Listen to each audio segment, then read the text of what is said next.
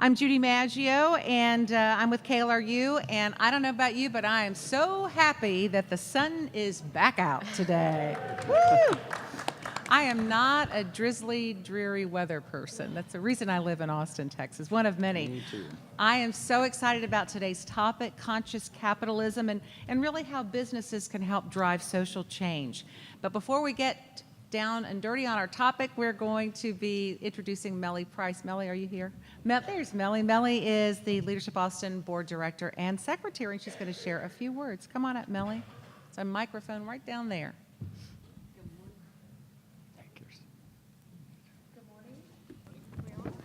Are we on? Well, good morning. I'm Melly Price. I'm the Executive Director of Commercialization at the Dell Medical School. So I have the wonderful job of spinning companies out of the medical school. And I've also been a longtime entrepreneur in Austin, very interested in this subject with my good friend, Brett. So on behalf of the Board of Directors of Leadership Austin, I want to welcome you to the breakfast this morning. How many first-timers do we have here? Wonderful, welcome. The idea of these breakfasts are really threefold. Our job is to inform ourselves and each other about community issues and to listen to different perspectives. We're committed to providing those different perspectives. And then when we leave here, to take action on what we've learned. And that can be simple. It can be having a conversation with your family or your friends, just to spread the awareness about things that are important in our community. So we'd like to thank Conscious Capitalism ATX for putting this conversation together this morning, helping to shape it. Obviously, our panelists, thank you for your time and for giving us your morning. And our sponsors, which are listed on the screens, of course, we couldn't do it without them, so thank them for the support of the Engage Breakfast Series. Enjoy and have a wonderful day. Thank you. Thank you, Melly. So our goal at Decibel, which is KLRU's news division, is to cover local issues that matter, that people really care about, and that's why this partnership with Leadership Austin works so well, because we're often covering the very same issues. We have a quick reminder for you. We are live streaming this on our Decibel ATX Facebook page. You can turn around and say good morning to all of our social media watchers this morning. Don't do anything you wouldn't want your mom to see you do live. And please share the conversation. We know that not everyone can get down to the library on a Wednesday morning, so this is a great way to engage your friends and scale the conversation by sharing it via Facebook or social media. As tradition with Engaged Breakfast, we want you to be engaged and text in some questions. So the information is right there on your screen on how to do that. And we want to introduce you to Mary Dunn on the end here, who is the assistant professor at St. Edward's University, and she is going to be fielding audience questions today. So she, in essence, is your voice. Thank you, Mary, for being our voice today. As we mentioned, we're talking about conscious capitalism. So that term actually was coined by a Nobel Peace Prize winner, and that is Muhammad Yunus. That was back in 1995. But it gained popularity in 2013 after John Mackey, co-founder of Whole Foods, and Raj Sisodia, professor of marketing at Babson College, published this book, Conscious Capitalism, Liberating the Heroic Spirit of Business. So we want to kind of, before we get started, frame the conversation on conscious capitalism by looking at the key tenets. And that is, number one, a higher purpose, working to improve the lives of others instead of focusing solely on profits. Number two, stakeholder integration. This is serving the interests of all stakeholders, including customers, employees, investors, communities, suppliers, and the environment. That's a tall order. Conscious leadership, leading with a sense of self-awareness and purpose to improve the greater community. And finally, a conscious culture. This is creating a culture of trust, care, integrity, accountability, and transparency. So we want to meet our four panelists who are going to lead our conversation this morning and help us all get a better understanding of conscious capitalism and how it's impacting us in the Austin community. First, we have Brett Hurt. Brett is the CEO and co-founder of data.world, a public benefit corporation that is the platform for modern data teamwork and the world's largest collaborative data community. Next, we have Vaishali Vatov. She is the president of Conscious Capitalism Austin, Texas chapter and facilitator for the Center for Professional Education at the University of Texas. We have Daniel Nicholson, who is the CEO of Not a Moo, and that is a plant-based frozen dessert company based right here in Austin, Texas since 2005. And you've already met Mary, who is doing double duty this morning, and she is, of course, the assistant professor in management at the Bill Munday School of Business at St. Edward's University. Thank you all for giving us your time and expertise this morning. I want to get started really with, I know conscious capitalism could kind of have different meanings for everybody. So would each of you share what conscious capitalism means to you personally and how you're using your platform to create social change? Brett, we'll start with you. So I would actually say that I've been a conscious capitalist for a long time, but I just didn't really know what it was called. And that really came home for me when I first went to the Conscious Capitalism CEO Summit, which is just an incredible event where I really found like, wow, I found my tribe. You know, some of the things that we pioneered at Bizarre Voice, you know, I wouldn't get like attacked for them, but people were really questioned them, like things like you know, our vacation policy, which was based just purely on trust, and you know was had no limits. You know, there was no counting it, et cetera. And you know, I would present at breakfast like this, and you know, inevitably like one or two CEOs would be like, you know, that's crazy. I could never trust my people to use that well. Like it would just be. And I would say, well, you know, very politely, you know, you probably hired the wrong people. Like, you know, maybe they're not really into your mission. And that didn't make me super popular, but I was being honest, and honesty sometimes, you know, hurts. And so there were all these things we kind of pioneered there. And now I'm at this event, Conscious Capitalism CEO Summit, where for the first time, where everybody's talking about these stories, and it was really just very soul nourishing. And that's when I went around to people like John Mackey and others there and said, wow, I think I've really found my tribe here. And they asked me to speak the next year. And at that point, Bizarre Voice had been rated the #1 place to work in Austin when it was small, then medium, then large. And so it was pretty incredible. It won in all categories as it grew. But really took that to the next level with data.world, because I got exposed to B corporations and decided, wow, that's amazing. There's kind of this evolved form of a legal structure even where you can embody and emphasize the soul of a company, which I truly believe every company has a soul. So I know this is a meandering way to get there, but the short answer, I think, is it's a very deliberate, intentional nourishing of the soul of a corporation, which is not just a profit maximizing machine. That's part of it. It's taking into account all aspects of the business, the people, the stakeholders, the impact it's having on society in a very holistic way. And I think, frankly, that's the future of business and the way that most business it should be done today, and I think it's the most profitable and greatest way to do business. One of the biggest problems that companies have is employee retention. Yeah. And you know, a lot of times that's because of a disconnection with the mission or the way the company is behaving, or jerk boss, or there's so many other things that, you know, that nobody's taken care of. Everybody's looking the other way. They may say, you know, they may even, you know, engage in sexual harassment, and people are like, well, but we really need that person, and so they're not being very conscious about the way that they're leading and shaping the company. Vishali, I guess you live and work this every single day, this conscious capitalism. Yeah, what brought me to this work is I started my career at the Gallup organization, and Gallup studies employee engagement. It studies what makes people flourish at work. So it was an absolute blessing that after leaving UT to study what makes organizations healthy from a data perspective. I then went to get my MBA and didn't see that space there. We really didn't talk about the employee stakeholder as much as I'd like to, or that responsibility for businesses to be a steward of the lives of their employees. And then fast forward 10 years after getting my MBA, starting my career at Whole Foods Market, which watching that alignment of purpose and team member flourishing and how that can impact the customer experience, how that impacts suppliers, how that impacts the whole stakeholder was absolutely powerful to see.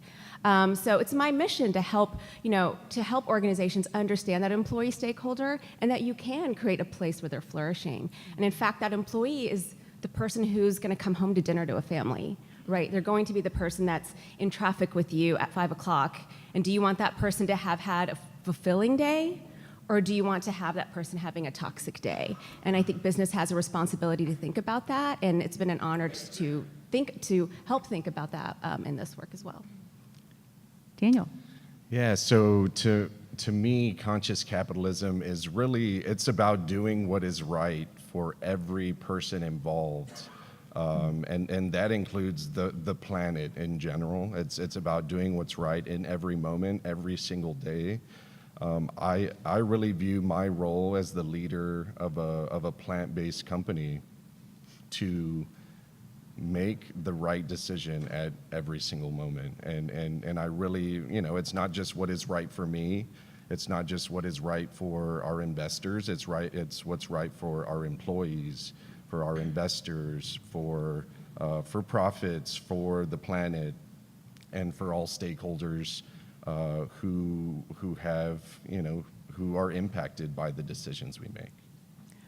And so, Mary, is this part of your curriculum when you teach students? And did you learn this when you were getting your master's and PhD? Yes, absolutely. Good morning. So first, it's an honor to be here among people who are doing incredibly inspiring work. The term conscious capitalism is at least a relatively new one in terms of term, but in terms of a philosophy and set of deliberate practices, I think it's been around for quite a long time.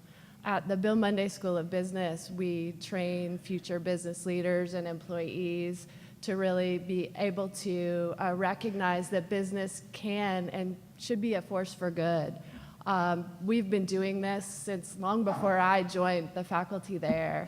When I did my PhD at Boston College, the term conscious capitalism wasn't what was used, but a number of people had committed their careers to sustainable business enterprise, sustainability in all areas, environment, as well as a more evolving term is human sustainability, which fits with employees.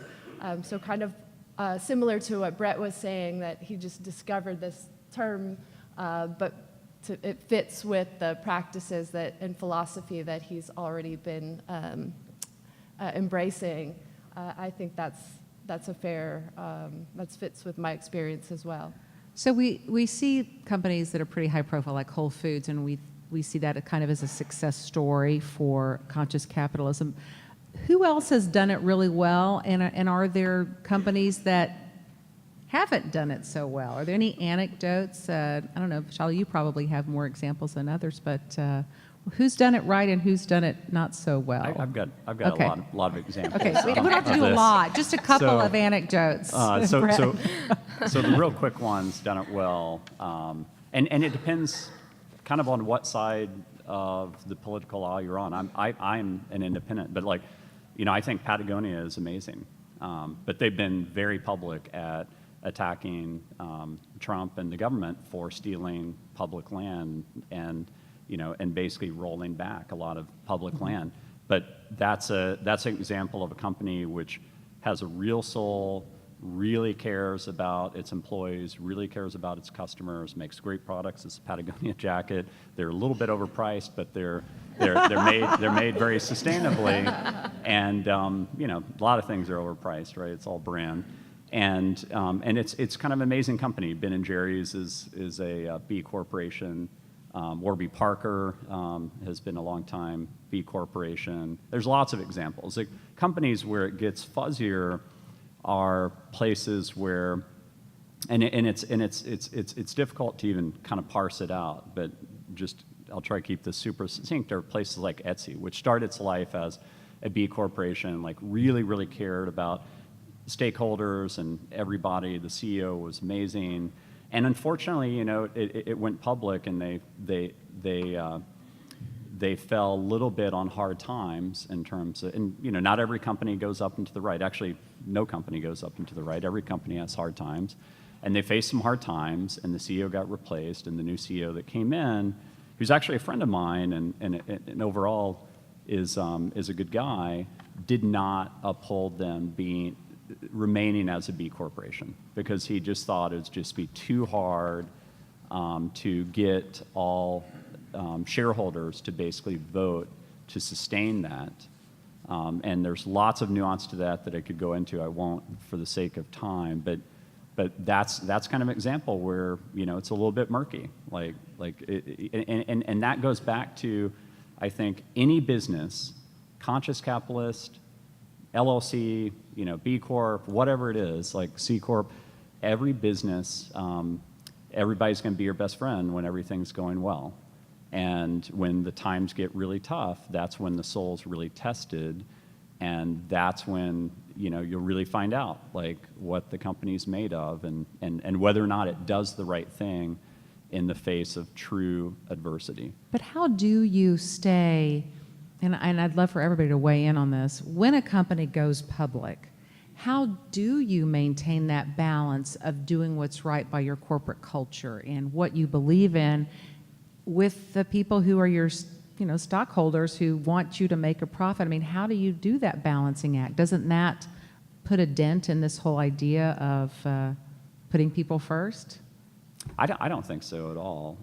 And you know, yeah, jump in, Dan. Yeah, so I think that the second that a company decides to go public, they're going to have some massive challenges before them if they're wanting to promote any type of social entrepreneurship or some type of social business, conscious capitalist business. And that's just, you know, there is an issue right now within the public markets where despite the actual success of a company, there is what the stock price starts doing because of the impact of the media, because of the impact of you know, of the manipulation of the stock. And so I think it becomes a lot more difficult once a company goes public. But I think there have been some companies such as Starbucks. You know, we could argue all day whether or not that's a conscious capitalistic business, but the founder and CEO was strong enough to take strong stances around their business. He decided to close every single chain across the country, across the world, for an entire weekend to retrain employees. That is an absolute nightmare for shareholders. They lost so much in the way of revenue by closing those shops for a weekend, but because that leader took such a strong stance and believed that they could, in the short term, keep themselves from generating that revenue to go on and move on forward in a stronger position, him taking that stance, I think we need more leaders in the public sphere whose companies operate in the public markets to be a little tougher on the shareholders and to take strong stances that may not be popular for the shareholders in the short term, but you have to convince them that there is long-term success there. And I think Starbucks is a great example of how strong leadership with great vision can help a publicly traded company navigate the very speculative markets that they take part in. Mary, are there some questions coming in from the audience? Well, there are a number of questions. There is one question that relates directly to what Daniel was just You saying. can move that microphone just a tad closer. I know it's Okay. kind of hard to balance the iPad and the microphone. I see. Okay, one question that relates to what Daniel was just saying. To be a successful conscious capitalist company, does your CEO have to embody the beliefs to be 100% successful? Yes. Yes. Yeah, the CEO, the soul of the CEO will be ultimately reflected in the company, and you may not see it until the bad times, but it's always going to be reflected. For sure. Good question. Yeah. So I want to talk about, since we're talking about profit and shareholders, what do you say to people who argue that this movement is for a very specific demographic, that some of these products may not be accessible at times or affordable to underserved or underrepresented communities? Vishali, do you want to start with that one? Yes. I have a few thoughts on that, so I'll be brief on that. But it's a good question, and some of my responses would be, if I had a crystal ball in 10 or 15, 50 years, I don't know that a business in the long run will be successful unless they're embracing these tenets. Conscious capitalism is a long game. It's not a short game. And if you, as a shareholder, if you're building a market and you're just looking for those short-term investments, this is not your space. And so what I would say is, yes, in the intermediate time, these entrepreneurs are building products and companies that have a lasting purpose, but that purpose should be over the long run. And so that's what I would say to somebody who would ask that question. Now, whether the question about, I'm curious about what we mean by these businesses not being able to reflect markets for underserved communities. I would be curious to know a little bit more about what. I mean, I think for example, and Daniel and I had this conversation before the breakfast got started. It's like, the ice cream that you sell is not comparable in price. Now it's a wonderful product, but it's not comparable in price to the run-of-the-mill ice cream, right? So how do you deal with that? Since I think our product is the perfect example. Volume in the food business will solve all issues, and this is it's a tough answer, but I think the consumer demand will drive our economies of scale. So as people begin to make more mindful, more conscious decisions around what they are consuming, you empower the very brands and the very products that have your best interests at heart. So you may feel like a $5.99 pint of ice cream right now is going to be an issue on your wallet, but when you take into account the impact that the products we consume have on our planet, on our health. We like to talk about healthcare as an issue in this country so much and so often. However, a lot of us are not willing to make decisions that will directly impact our personal health. And so I think, I believe that over time, a company like ours, who is still tiny, we're not even a drop in the bucket compared to some of the largest ice cream manufacturers in the country and in the world. But as the consumer shifts that demand curve and drives more volume toward a company like us, we can then do a better job of being supplied with ingredients from organic farmers, from non-GMO suppliers, that will allow us to more efficiently produce our product. And so over time, the hope would be that as our volume increases, we will have more pricing power, and we can turn that back to the consumer. And so I think, it's a two-way street. The consumer has to make some very hard decisions and serious decisions about their personal health and what they want to feed their families, and that will in turn put more power into companies like us who really are trying to do what's right.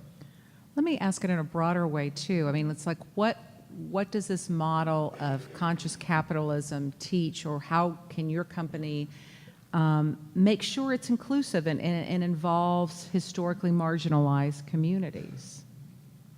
Well, I mean, you can embed that in the business model itself. Most people use data.world for free, and we are the world's largest collaborative data community, and there's many countries using it that have extremely low GDPs, and I think it's it's helping them. I mean, it's helping them share all types of data with each other, all types of open data out of their government, out of nonprofits, helping people fight climate change and poverty, and really understand nutrition trends. I mean, so there's all types of aspects, and it's completely free for universities as well. And a lot of universities now around the world are using data.world to help teach their data science and data analytics courses, which I've got a shout out to one of my Wharton friends here, Kirsten. And I was on campus last year, Kirsten, at Wharton, and they actually said that the #1 major in 3 years is going to be data analytics, not finance, which is kind of incredible. If as Donald Trump says, the Wharton School of Finance, if they're actually moving in that direction, we're seeing like tons of universities all around get $100 million plus endowments for data analytics types of courses and practices. So you need to embed it actually in the business model itself, which that embedding in data.world actually drives our corporate adoption. We signed a Fortune 100 client just a few weeks ago. It's one of the largest financial services clients or companies in the world, and they actually found us initially through our free open data community. And the COO there used us for a year and was like, this is really cool. I think I can take this into our company. And that's what started the whole process. So by doing good, karma's a real thing. Like karma will come back. And there's a great example of a company that I love that's looking at different communities. And has anyone that had Greyston brownies that are served at Whole Foods? Yes, they're fantastic. I want one. That sounds great. Could we get samples for everyone?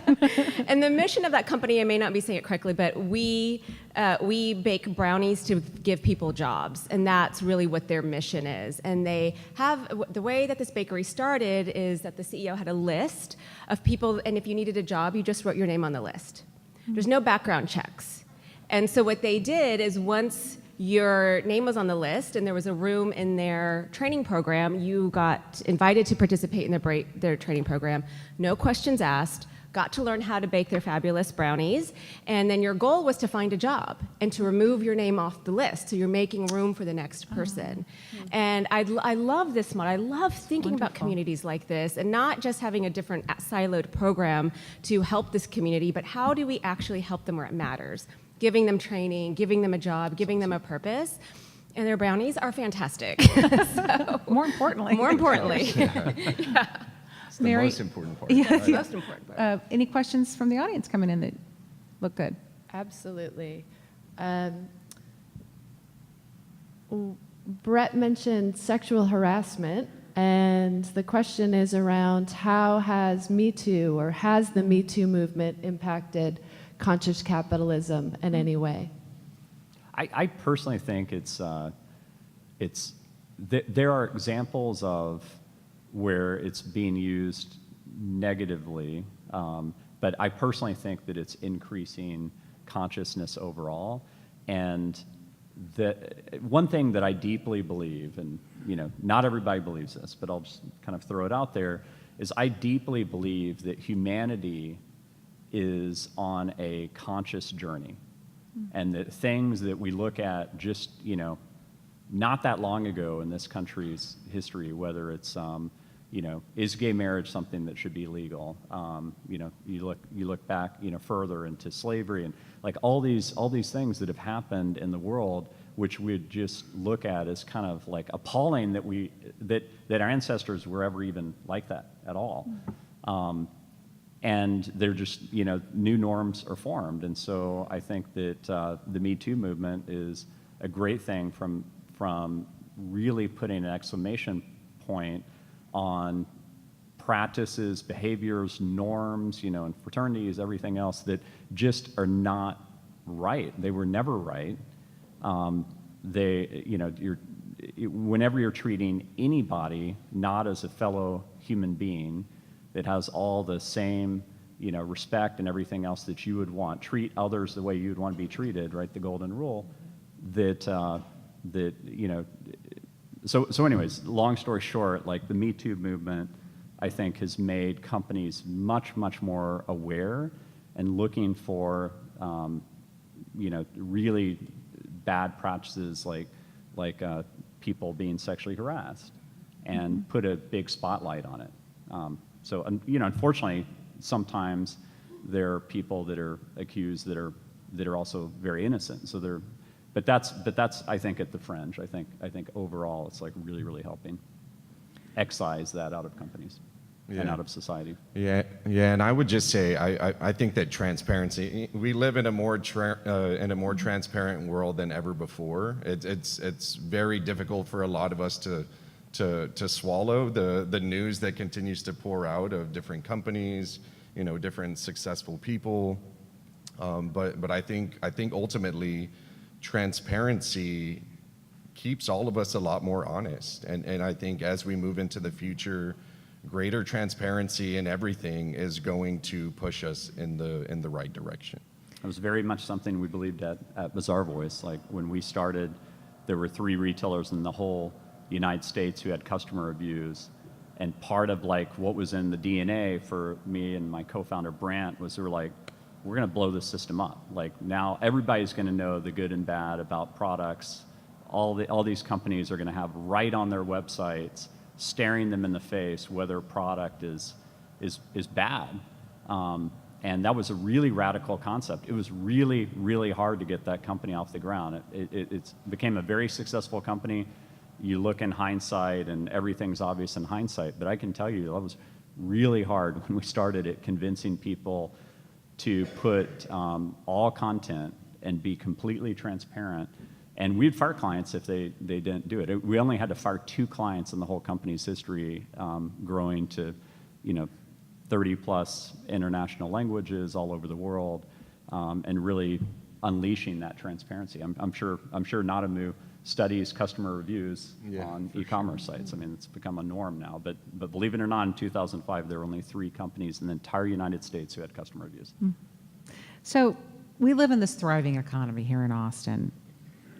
What sort of value should we be focusing on as we grow as a community to create this, kind of a transparent, healthier workforce and really, a healthier economy? Not that our economy isn't very, very healthy, but just what value should we be reinforcing in our community when it comes to business? Vishali, I guess I'll start with you since this is something you deal with a lot. Inclusivity is something that's really, really vital at this stage. And I just say this as an Austinite who loves this city, who went to UT a really, really long time ago. I remember Threadgills. I remember, a lot of some of the places that we're losing now. But that's shifting, and the city is about to be a bit more diverse when you look at Indeed growing and Amazon growing. And are we ready for this? Are we ready for the new kinds of people, global kind of landscape that's being cultivated here? And I don't know that we are. So I'd love to see that. I love even just in the micro ways that I see that. For example, anytime that I'm asked to help with the panel, I'm always wanting to make sure diversity is there. And so can we even, in the voices that we hear in Austin, can we just make sure that's always at the table and that's front of mind? Just so that we can make sure we're creating the landscape that is going to be ready for this influx of kind of this global perspective that we're about to face. Because we are an economically divided city. We're a racially divided city, and I don't think that those ways of life can continue, as you said, in the global world that you're describing. Yeah, and I think I'd like to add, as the city grows and thrives, I believe it's very important for us to take a long, hard look at what brought people here to begin with, right? We've been talking a lot about soul up here. I believe that every city has a soul, and so the soul of this city has been rooted in music. It's been rooted in art, in the outdoors, in there are so many things that have drawn so many people here over time. And if, as we move forward, we lose track of that soul, of that center of the community that we felt drawn to, I think that's really where we begin to move in a direction that is dangerous for the progress here in the city of Austin. Well said. I always think of Barton Springs as the soul. Everybody has their own definition. Yeah, everybody has their own of the definition. soul That's my of Austin. definition. I personally think that we're evolving in a great path in Austin because we're being very conscious about it. We're having discussions about it. I was born and raised here. I'm one of the few of my age that was born and raised here because it wasn't that big of a city. It's now like my kids and all these other kids here. It's very common because we're the 11th largest city in the U.S. But I love. I mean, it's interesting. Like growing up here, I've had a long time history of being very pro-capitalism in a city that's very much like every year, like I wish it was the way it was. And Austin was always better 5 minutes ago. Yeah, it's really tried to stifle things because of that. But I actually, as I've gotten older, I realized that part of what I love about Austin is the fact that there is that tension. Like we did not have that tension, it just would be super highways everywhere and just everything would be concrete and there would be no intentionality about building a beautiful library. I mean, I put a tweet up about this library. I actually got attacked. It was like, oh, another progressive liberal shouting about, something that, they should have spent all that money on building more roads and blah, blah, blah, blah, blah. And I didn't respond to it, but it's just. I think you just did. Well, that's true. Shout out to whoever tweeted me. Feel free to attack me again. But I love that tension. That's my main point in that is that I'm on the capitalist side of that. I believe very much I'm on the conscious capitalist side of that, but I'm very pro-capitalism. I think capitalism has lifted tons of people around the world out of poverty, out of starvation. The self-interest in people creating a business and changing the world and making lots of money. Doing it, I think, drives a lot of innovation. I think that's what's going to get us out of the water crisis that's coming, that's going to get us out of the energy crisis that is constantly going to come back, and so many big problems we have in the world. These are multi-trillion-dollar problems to solve, and people can do it with a good heart and, make a lot of money and hopefully then become, like Bill Gates and Melinda Gates, where then they devote the rest of their life to giving back. Anything you want to add, Mary, about values? And also, let's have some more questions. There's been a couple of questions. Okay. How can consumers identify and distinguish genuinely conscious companies from companies who are greenwashing or using social good as marketing? That's a great question.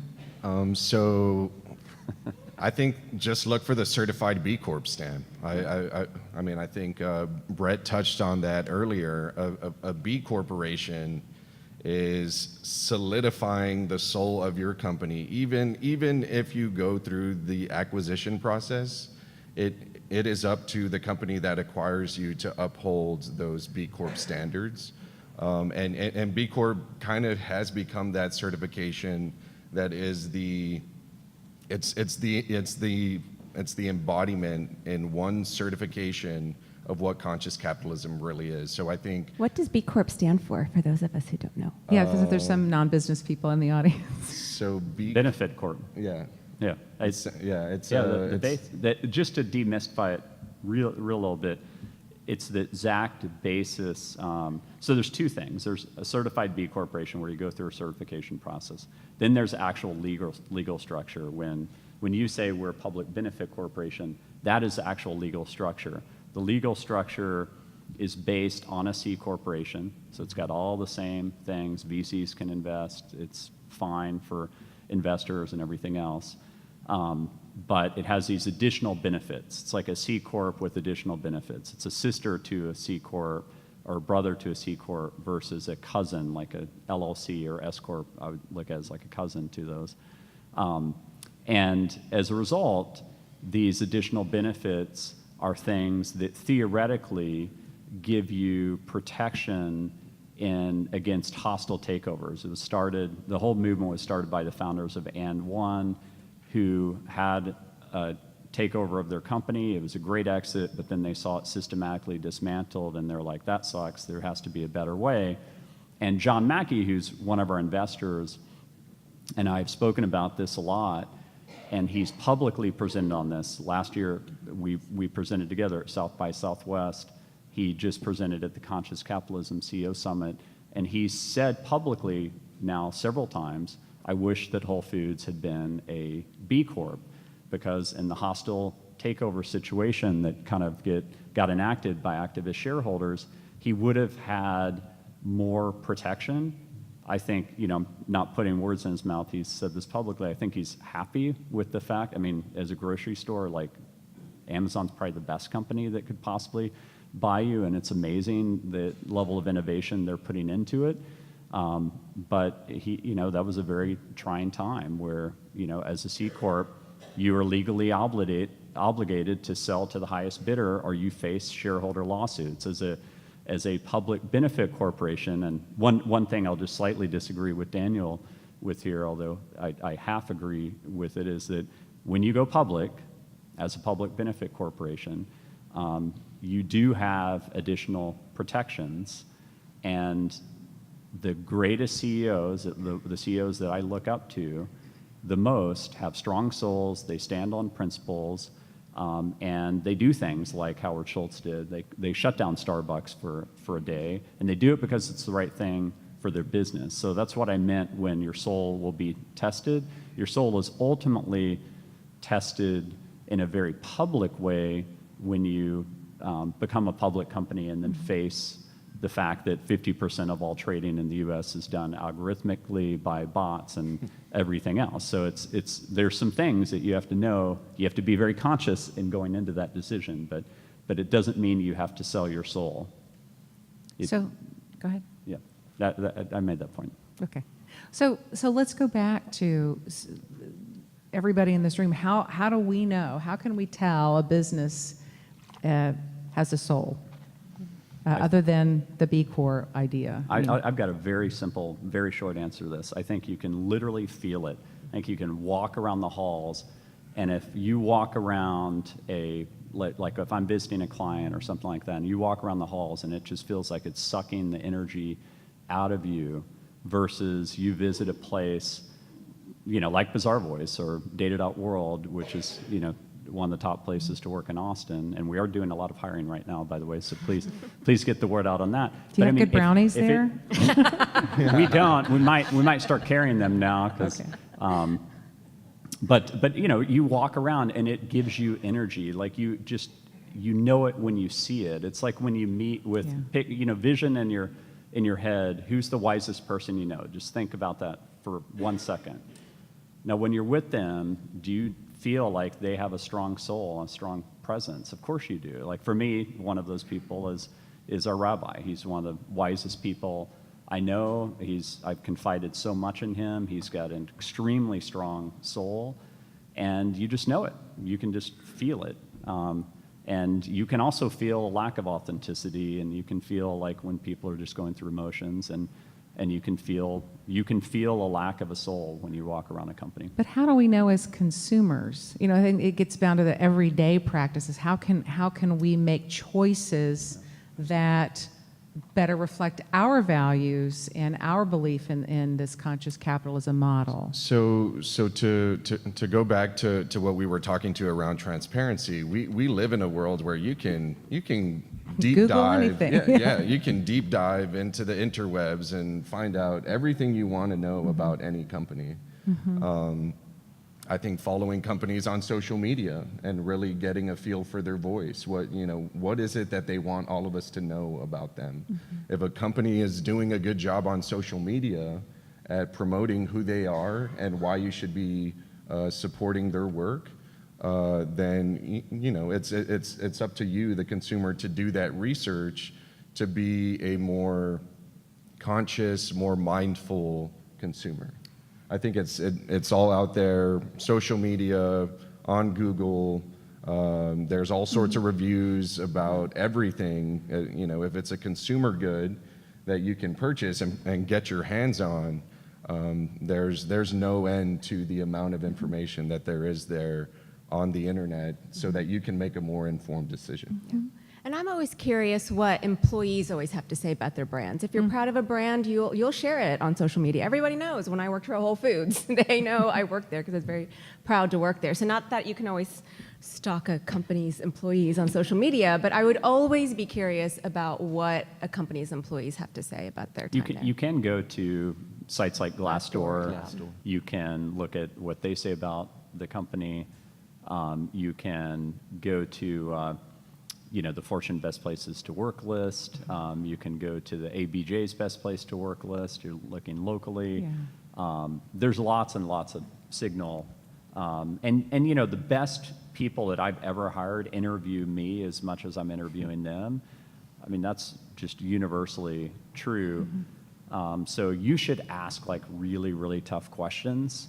It will actually bond you more to the company and bond them more to you as a candidate, because they'll be like, wow, this person actually cares. And by the way, if it doesn't, right, then just run out the door and don't ever come back. I mean, if you feel some tension, you're asking about things like if they've raised money, about like what type of preferences they have and what's the structure of that money, and are they a 1X non-participating preferred, and all these types of things that you could ask. And you ask them deep question about the culture, and if you feel them get uncomfortable there, that should be very telling. Let me ask this question in a little bit different way. And I think of Amazon purchasing Whole Foods, and I think a lot of people are worried that the soul of Whole Foods will not be as pure as perhaps it was.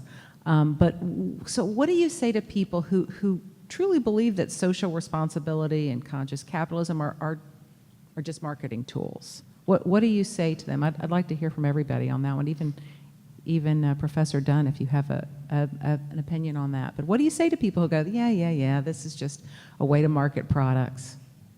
I say that those people are cynical.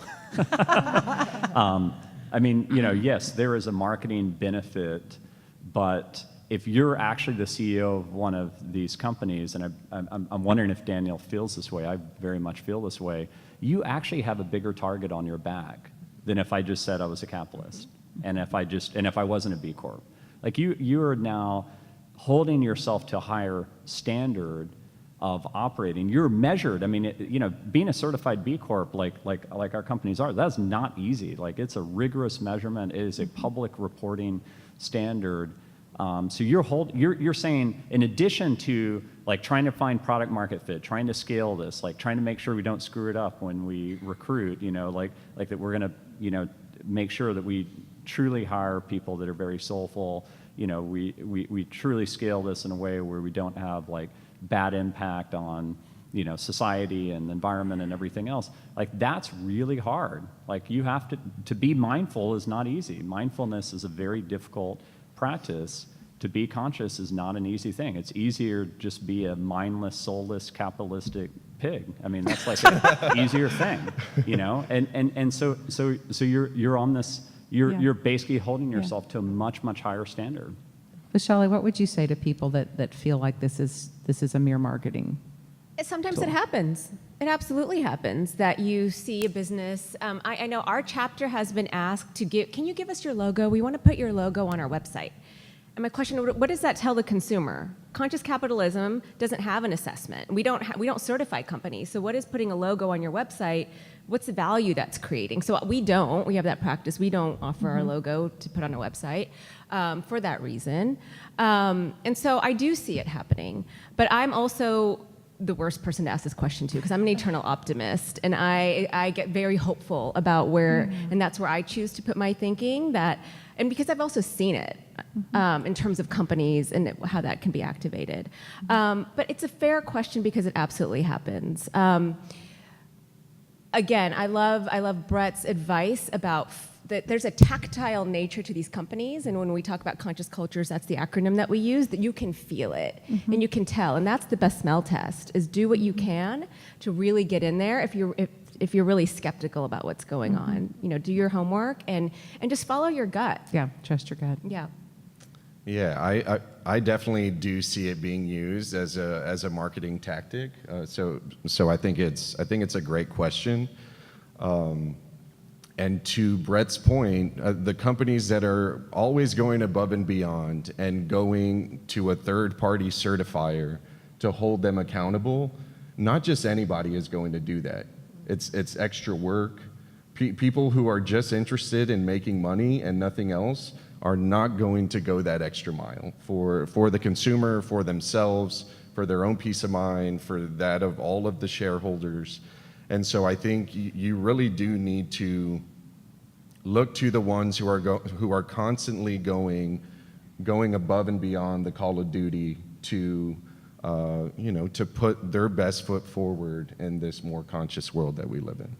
Professor Dunn, what would you tell your students who ask that question? Well, absolutely. This is a really important question, and it's one that even in this world of greater transparency, we don't have all the information. We often don't have the most critical pieces of information. It comes down to having leaders who are upstanding and really practice the values that they espouse. And often we have to have some faith and trust that they do that. We can't know what the experience is if we're applying for jobs, what it is like to be an employee there. Will we be treated fairly? Brett's comments about really having people grill the interviewer and find out and ask those questions about what are the real rules of the game here? Who gets promoted? Who acquires status? And those are really important. So we certainly try to have our students be more aware about the organizations that they're joining. Similarly, on the consumer standpoint, it's even with all this great information online, you don't know fully if things are being edited or censored. There's absolutely, there is a leap of faith that has to be taken. And there are plenty of people who utilize this conscious capitalism as for marketing, for sure. We have time for one more audience question if we have one. Oh, okay. We have, let's see. And then I want everybody to be thinking about their call to action, because that's next. Okay. Let's see. What are some tips for smaller companies that want to implement conscious capitalism, and especially around family-friendly workplace practices? Go So ahead, I'd love for anyone to talk to my friend Jason Sabala over there. He is the founder of Plowburger, right? And Buzzmill, thank you. Has done amazing things in this space. You talk to his employees. I mean, talk about a brand that employees cannot wait to talk about. Is this coffee? Is this? Buzzmill is coffee, Buzzmill? but Plowburger is Okay, right. Okay. food-based Gotcha. product set. Okay. And so, plus his background in the Austin music scene, talk about an Austin entrepreneur that is a conscious capitalist. So he's done amazing things in this space, so I really invite you to talk to him. Everybody Matters is one of my favorite books I'm reading right now. It's by Bob Chapman. He's a conscious capitalism, and he's always talking about that family stakeholder and how he brings that stakeholder into the business. So those are my two tips. I don't get any kind of like payback for recommending books or anything like that. I just do it because it helps people. So those are places to start. Speaking of book recommendations, if you are a small business, definitely read the book Small Giants. It's one of the most soulful business books I've ever read. It's by the longtime editor of Inc. And I've started 6 businesses. 3 were bootstrapped small businesses, and 3 have been these jet-fueled, VC-backed businesses. And Small Giants is something you can employ even in a VC-backed business, of course, but I would require it as like essential reading for a small business entrepreneur. It's just story after story after story, chapter after chapter of people who have really nourished the soul in their business and made really difficult decisions along the way where they could have turned their head and things just fell off the rails, but instead they stood on principle. So it's an amazing read.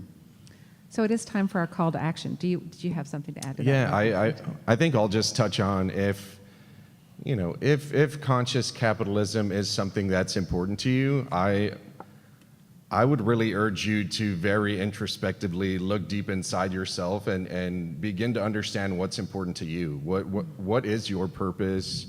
What are you trying to accomplish in a business? Once you have a better understanding of that, it's a lot easier to let that take root into every single facet of your business. Your employees begin to understand why they chose your company over another one. I think it's something that comes from within. You either have it or you don't. And if you do have it, it comes from within. So I think you really need to have a better understanding of who you are as a person, what's important to you, and what problem are you really trying to solve in business, through business. Because until you do that, it's going to be very hard. You can read whatever book you want. A book is not going to tell you how to run a more conscious business. That comes from within. So it's time for our call to action. We have just a few minutes left, and I want each of you, we always end our Leadership Austin breakfast with these calls to action, and I love them, and I want you to share one tangible way the businesses and communities can kind of integrate conscious capitalism. How can we all integrate this idea of conscious capitalism in our own organizations and our own spheres and environments? I'll let you start, Brett.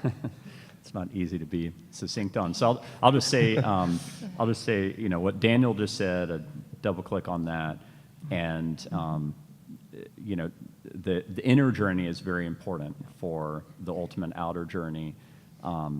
And I do find that books can be very beneficial in kind of harnessing that courage it takes to live a strong inner journey. I love the book Conscious Capitalism. Read that book. If anybody wants to understand more about B corporations, I encourage you to email me. My email address is brett@data.world, BRETT.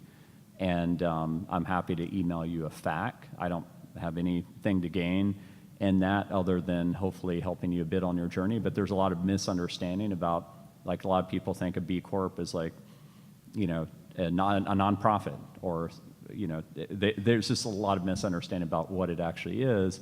And so it's a 5-page fact that I think really is helpful. So I'd read that and just think about it, and maybe think about, do you want to go work for a B Corp one day? Do you want to found a B Corp one day? Just be aware, be educated. Yes, I agree. It starts with you. So the first tenet in conscious capitalism is purpose. So I would invite everyone here to think about, what is your individual purpose, and are you activating that in every day, in where you are? If that means thinking about pivoting your career, leaving your job, finding another, that's the first place to start. Maybe you have a friend that is living a life of purpose and you just want to understand how they do it. That is my absolute first place to start. Secondly, follow the Conscious Capitalism Facebook page because hopefully we've harnessed some people who have more interest. And in April, I'm excited to announce more events that we'll be doing. And then I did have a third one that I just lost, but we'll just keep it to those two. Okay, thank you. Daniel? So I think I might have jumped the question with my previous response. Talk about soul searching, I think revert back to what I just said before she asked that question. Double click as well. I mean, to me, my entire journey has been spawned in that very way. I didn't have to read a book to get to where I'm at. That's not to say that that's not the way that other people need to ultimately get to where they need to be. But yeah, I think it's inside each and every one of us. We have to do a better job of understanding what's important to us, and not only what's important to us, but how do those importances impact the rest of the world around us. And so that's, there's a lot of work there to do. So I definitely start there. I think that was worth repeating, Daniel. Thank you so much. And I want to thank all of the panelists we have on the end. Dr. Dunn, Thank you. Daniel Nicholson, Vishala Jadhav, and Brett Hurt. Thank you so much for sharing your morning and your expertise and time and helping us all think about some soul searching on our own part. Thank you all for sharing part of your morning with us. We want to invite you to our next Engage Breakfast. That will be on March 13th. And we're going to talk about a hot topic in the news today, school finance and what it means to each of us and our children. So go out, enjoy the sunshine, make it a great day.